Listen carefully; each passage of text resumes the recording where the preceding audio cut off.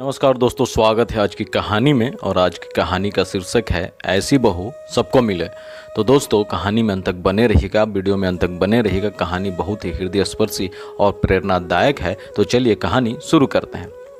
Mummy जी, जल्दी से बताइए आज क्या बनाना है आपकी बचपन की सहेली के लिए जो 20 साल बाद इंडिया आई है। सुषमा जी की बहू आस्था ने अपनी सासू माँ से पूछा, क्योंकि आज सुषमा जी की बचपन की सहेली विभा 20 साल बाद कनाडा से आ रही थी। सुषमा जी की शादी को भी 30 साल हो गए थे। सुषमा जी के साथ साथ ही विभा जी की भी शादी हो गई थी। विभा जी का ससुराल मुंबई में था और सुषमा जी का दिल्ली। दोनों का मायका चंडीगढ़ था। बचपन की सहेलियां थी, शादी के बाद दूर दूर हो गई थी। कभी संजोग से दोनों मायके एक साथ आती तो मिल लेती। विभा जी के 2 बेटे थे और सुषमा जी 3 बच्चों की माँ बनी, 1 बेटा और 2 बेटियाँ।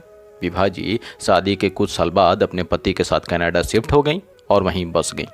विभा जी के मायके से ही सुषमा जी को उनके बारे में खैर खबर मिलती रहती थी। दोनों व्यस्त हो गई अपनी जिम्मेदारियों में।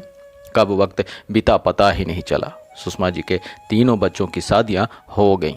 सुषमा जी को अपने मायके से पता चला कि उनकी सहेली विभा के पति गुजर गए हैं और विभा अब इंडिया आ रही है सदा के लिए। विभा जी के भी दोनों बेटों की शादी भारतीय लड़कियों से हुई थी जो वहाँ नौकरी कर रही थी।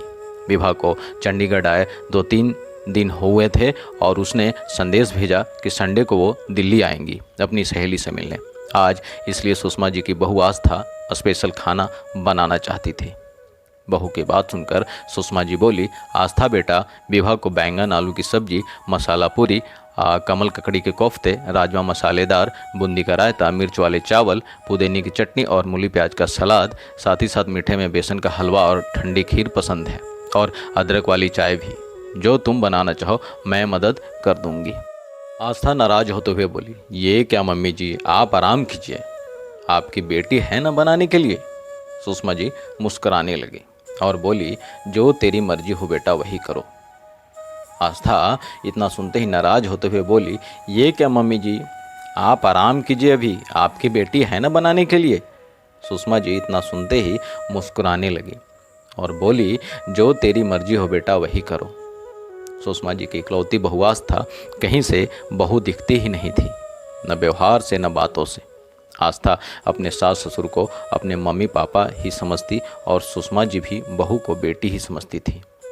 2 बेटियों को विदा करने के बाद भी सुषमा जी को बेटियों की कमी नहीं खली। आस्था ने जो बेटियों की कमी पूरी कर दी थी।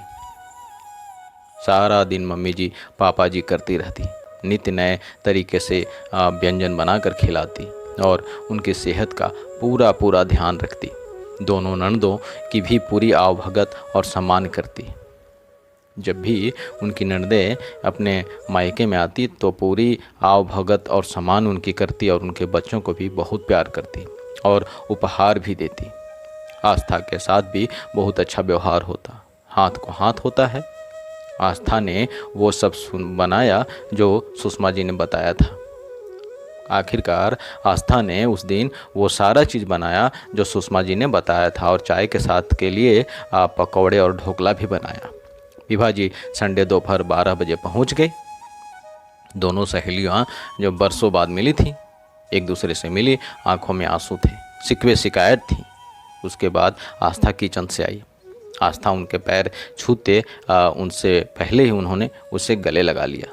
जैसे ही आस्था उनके पैर छूती उससे पहले ही उन्होंने उसे गले लगा लिया और प्यार किया। आस्था पानी और कोल्ड ड्रिंक ले आई। आस्था बोली, मम्मी जी चाय ले आती हूँ। इतना होते ही आस्था बोलती है, मम्मी जी चाय मैं ले आती हूँ। तो विभा जी बोली, मुझे भी तो बहुत भूख लगी है। तो आस्था बोली, खाना भी तैयार है और पकौड़े और ढोकला भी। विभा जी खुश हो गई और बोली, क्यों सुषमा, पहले पकौड़े और ढोकले का आनंद लिया जाए। तो दोस्तों, कहानी में आगे बढ़ने से पहले आपसे एक गुजारिश है, यदि आपने हमारे चैनल को अभी तक सब्सक्राइब नहीं किया है तो प्लीज़ चैनल को सब्सक्राइब कर दीजिए और बेल आइकन को भी साथ ही साथ दबा दीजिए ताकि जितनी भी हमारे आने वाली वीडियो है उसका नोटिफिकेशन आपको जल्दी आपको मिल सके, ताकि हमारी सभी वीडियो का कहानियों का लुत्फ़ उठा सके। तो चलिए कहानी शुरू करते हैं। सुषमा जी बोली, तू अभी एक तक चटोरी ही है, तू अभी तक चटोरी ही है। तो आस्था भी हंसने लगी और बोली, मासी माँ मैं भी चटोरी हूँ, और हंसते हंसते जाकर ढोकला, पकौड़े और अदरक वाली चाय केतली भरकर ले आई और बोली, मासी माँ आपकी पसंदीदा चाय। तीनों ने मिलकर चाय का आनंद लिया। आस्था रसोई में चली गई। सब्जियां, राजमा, सलाद, मीठा तो सब तैयार था, बस गर्मा गर्म चावल और मसाले वाली पूरी तैयार की। तब तक आस्था के पति वरुण भी अपने पापा के साथ आ गए, जो एक बिजनेस मीटिंग के लिए गए हुए थे। आस्था ने उन्हें पानी दिया और डाइनिंग टेबल पर खाना सजा दिया और अंदर सबको बुलाने गई तो वरुण से मिलकर विभा जी बोली, सुषमा तुम्हारी बहू कहाँ है? तो सुषमा जी आस्था की ओर देखते हुए बोली। तब इतना सुनते ही जैसे ही उनसे पूछा गया कि सुषमा तुम्हारी बहू कहाँ है, तो सुषमा जी आस्था की ओर देखते हुए इशारा करते हुए बोलती हैं, ये बहू ही तो है जो तुझे खिला पिला रही है। ये जो सुबह से तुम्हारी खातिर पानी में लगी हुई है, ये तो तुम्हारी हमारी बहू ही है। विभा जी हैरान होकर बोली, ये बहू है? मैं तो इसे तुम्हारी बेटी समझ रही थी, ये तो कहीं से बहू लग ही नहीं रही। सुषमा जी बोली, सच कह रही है तू, ये तो सिर्फ नाम की बहू है तो हमारी बेटी। विभा जी हैरान थी। खाने के टेबल पर सजे हुए खाने को देखकर विभा जी के साथ सुषमा जी भी हैरान थी कि उन्होंने जो चीज़ें बताई थी आस्था ने सब बना दी थी। विभा जी बोली, इतनी सारी चीज़ें और सब मेरी पसंद की? सुषमा तूने बनाया होगा सब, मैं जानती हूँ तू मुझे कितना प्यार करती है। सुषमा जी बोली, ये तो मेरी बेटी नहीं बनाया है, ये तो मेरी बेटी नहीं बनाया है, मुझे तो कुछ पता नहीं। इसने तेरी पसंद पूछी तो मैंने बता दी, लेकिन इतना कुछ बना है ये तो मुझे भी पता नहीं था। इतना कुछ बना है मुझे भी पता नहीं था। विभा जी ने खाना शुरू किया तो बोली, सब शुरू करो। क्या स्वादिष्ट खाना है, तुम्हारे बहू तो साक्षात अन्नपूर्णा के साथ सुंदर संस्कारों से भी परिपूर्ण है। बहुत अच्छा नसीब है आप सबका। कहते कहते विभा जी रो पड़ी। बाद में उन्होंने सुषमा जी को बताया कि उनकी दोनों बहुएं किसी का मान सम्मान नहीं करती, मुझे बोझ समझती है, मुझे वहाँ सब खुद करना पड़ता था। अभी तो पति का पैसा है तो भी ये हाल है, न कोई वक्त है उनके पास और न प्यार, इसलिए अब मैं इंडिया ही रहना चाहती हूँ। कम से कम कोई तो अपना है, बहन भाई हैं, और तू सुषमा है, मेरी पक्की सहेली है ना। तो सुषमा जी बोल उठी, हम सब तेरे हैं, तू जब चाहे यहाँ चली आना, तेरे लिए सदा घर के दरवाजे खुले हैं। तो आस्था भी बोली, मासी माँ अपनी इस लाडली बेटी को भूल मत जाना, आते रहना। विभा जी ने एक सोने की चेन और साड़ी आस्था को उपहार में दी और बोली, तेरे जैसी बहू सबको मिले। तो दोस्तों कहानी यहाँ ख़त्म होती है और इस कहानी की लेखिका थी मीना खरबंदा जी।